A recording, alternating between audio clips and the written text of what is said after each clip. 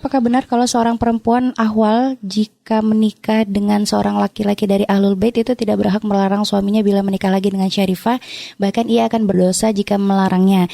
Karena Umi, Ana pernah mendengar bahwa jika perempuan ahwal itu melarang suaminya menikah lagi dengan perempuan dari Ahlul Bait, maka nanti di akhirat Sayyidah Fatimah akan marah kepada kita karena melarang sesama Ahlul Bait untuk menikah. Apakah benar pernyataan itu, Umi? Umi nggak pernah mendengar pertanyaan seperti itu ya, mungkin karena memang bodohnya kita ya. Tapi memang kalau kita melihat secara syariat ya, artinya memang dalam pernikahan tuh ada yang namanya kafaah. Kafaah itu satu kufu, itu artinya kesepadanan gitu ya. Dengan kesepadanan ini akan menjadikan ibaratnya pernikahan tuh bisa semakin lebih berjalan dengan baik. Contoh saja gitu ya, nggak usahlah kita bahas tentang Habib Syarifah atau keturunan dari Rasulullah. Kayak orang-orang yang kadang katanya, mohon maaf, yang katanya darah biru ya. Itu kan kalau dilamar sama yang darah merah kan nggak mau gitu loh. Karena nggak sama darahnya gitu kan. Jadi mereka sendiri punya aturan karena nanti akan merusak ke masalah keturunan. Jadi kalau darah biru harus nyari pasangannya yang juga sama-sama biru kan gitu. Jadi kalau yang merah hijau tuh nggak bisa gitu kan. Nah artinya sebenarnya ya itu kan cara untuk supaya menjaga ya ini tadi yang namanya kafaah, itu kesepadanan gitu ya. Sama misalnya dalam mencari pasangan, seorang yang misalnya orang agama ya, misalnya seorang ustadz, maka dia kan tentu dengan dia menjadi seorang ustadz, maka nanti dia punya masa depan adalah bagaimana dia mengajak umat kepada kemuliaan. Tentu kalau dia misalnya berpikir jangka panjang, ketika mencari istri, cari dong istri yang sesuai, yang sekiranya bisa mengimbangi nanti peranannya dalam dakwah Rasulullah gitu kan. Istri yang bisa mengerti, bisa mendukung, yang jangan yang anjlok banget. Jangan sampai seorang ustadz, mohon maaf, misalnya nggak taunya menikah misalnya dengan seorang yang sama sekali nggak ngerti agama. Bukan berarti hukumnya haram, karena nanti nggak seimbang. Ketika nanti misalnya ustadznya mengajarkan orang lain misalnya untuk pakai kerudung, istrinya nggak pakai, misalnya begitu. Ketika misalnya si ustadz mengajak untuk misalnya sholat apa, istrinya belum ngerti sholat, kan nggak, ini kan timpang gitu lah. Sehingga makanya kadang kesepadanan tuh perlu. Sama seorang dokter gitu ya, seorang yang dokter juga kalau mencari istri kan paling enggak yang paham lah. Jangan sampai ibaratnya istrinya benar-benar nggak ngerti, karena nanti gini loh, kalau terlalu ya memang bukan berarti dokter harus dokter juga, minimal yang bisa mengimbangi. Karena kami juga menemukan, kami punya teman dokter juga, istrinya nggak dokter tapi ngerti gitu dengan tenaga kesehatan, paham gitu loh. Jadi bisa mengimbangi. Nah karena kalau enggak biasa gini, karena obrolan nggak akan ketemu. Misalnya seorang yang mungkin dengan pendidikannya tinggi, lalu tiba-tiba menikah dengan orang yang pendidikannya rendah, nggak akan ketemu obrolan.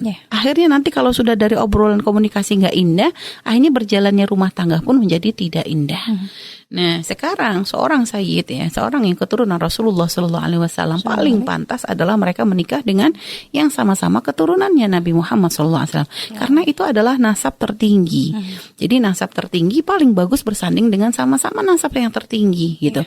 Nah terus kalau misalnya ada seorang wanita ahwal yang bukan dari golongan keturunan Rasulullah, yang menikah dengan misalnya seorang Habib, kita misalnya dengan seorang dari keturunan Nabi, lalu ternyata suaminya mengizinkan. Karena gini loh, sebenarnya suami menikah lagi itu nggak harus izin kok sama istri, nggak ada ketentuan seorang suami itu harus izin. Karena kalau izin emangnya bisa, gitu loh. Jadi memang nggak ada aturan. Katanya nanti kalau suami nikah tanpa izin istri nggak bisa.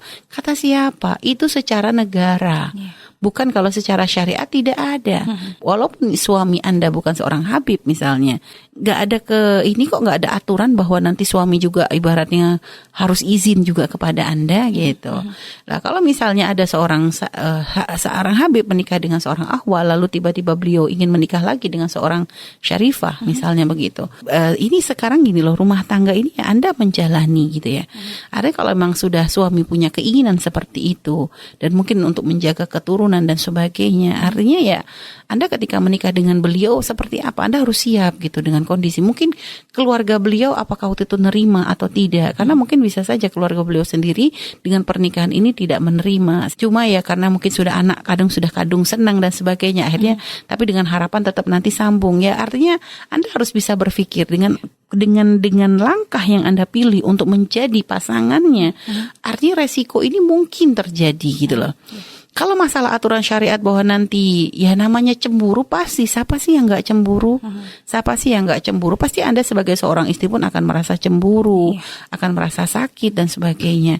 Akan tetapi ya sekarang dilihat kebutuhan suami seperti apa. Mungkin ini ada tuntutan dari orang tua, dan mungkin kalau misalnya Anda menolak, bukan hanya ini, bukan masalah berkaitan masalah dengan nanti Sayyidah Fatimah atau apa. Ini nanti berkaitan dengan masalah keluarganya. Mungkin akhirnya menjadikan keluarganya tidak lagi simpatik dengan Anda. Dan akhirnya mungkin menjadikan Anda nanti semakin tersisi, terpinggir, dan semakin tidak enak. Ya artinya Anda mencoba berlapang dada, Anda mencoba untuk ya legowo gitu ya. Mungkin ya artinya ya dengan mencoba ya membuka, memang itu yang diharap oleh suami. Karena memang sebenarnya aslinya yang paling pantas menikah dengan suami kita adalah seorang, misalnya dengan suami Anda tadi adalah seorang syarifah yang sama-sama keturunan Rasulullah. Maka Anda berlapang dada dengan tujuan apa? Menyambungkan sama-sama keturunan Nabi, semoga Anda dapat syafaatnya Rasulullah. Itu insya Allah bisa menjadi obat bagi Anda. Walaupun kami tahu pasti Anda merasa berat dan sebagainya. Kalau ternyata karena memang ketika ada suami berkeinginan untuk menikah lagi pun, ini kami nggak membahas urusan apakah ini keturunan Nabi atau enggak. Ketika suami punya keinginan menikah lagi, dan misalnya, dan memang sebenarnya nggak ada aturan bahwa seorang istri itu harus dipamiti gitu ya, nggak ada aturan dipamiti. Kalau misal dan juga hendaknya gitu ya, jangan apa-apa tuh kadang kita membawa-bawa, misalnya mohon maaf kalau ada keinginan tuh jangan langsung kita bawa-bawa, nakut-nakutin tuh dengan cara seperti tadi tuh kami kurang suka gitu ya. Mohon maaf ya. Jadi nanti kalau kamu gak gini, kamu ini gak dapat syafaat Nabi loh. Mohon maaf. Jadi atau kamu nanti gak dapat. Jangan untuk urusan pribadi gitu ya. Ini kalau ini kami nggak tahu apakah tadi yang mau menyampaikannya adalah suami ataukah mungkin adalah orang lain. Kalau misalnya suami menyampaikan, nanti kalau kamu menghalangi saya nikah dengan ini, kamu nanti nggak dapat syafaat Rasulullah. Kamu nanti nggak dapat, nggak akan diakui oleh Sayyidah Fatimah. Nggak perlu kita membawa-bawa beliau. Beliau adalah orang-orang mulia. Syafaat itu bukan bagian kita. Jangan kita sok tahu kepada siapa Nabi memberikan syafaat. Jangan kita sok tahu siapa yang nanti akan menjadi berada di barisannya Sayyidah Fatimah. Bukan kita yang menentukan.